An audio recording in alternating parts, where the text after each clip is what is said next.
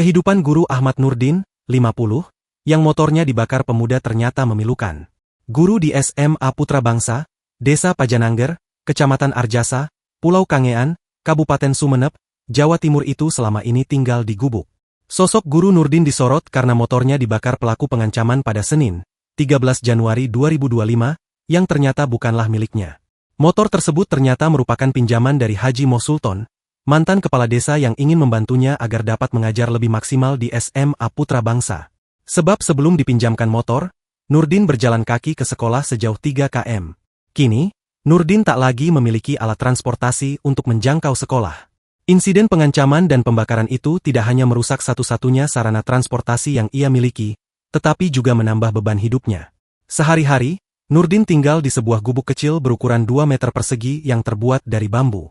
Gubuk yang nyaris roboh ini tak hanya menjadi tempat tinggal, tetapi juga tempat tidur, dapur, dan ruang tamu yang semuanya menyatu dalam ruang terbatas.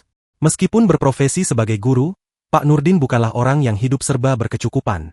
Selama ini, dia hanya menggantungkan hidupnya dari upah menjadi guru yang jumlahnya tidak seberapa.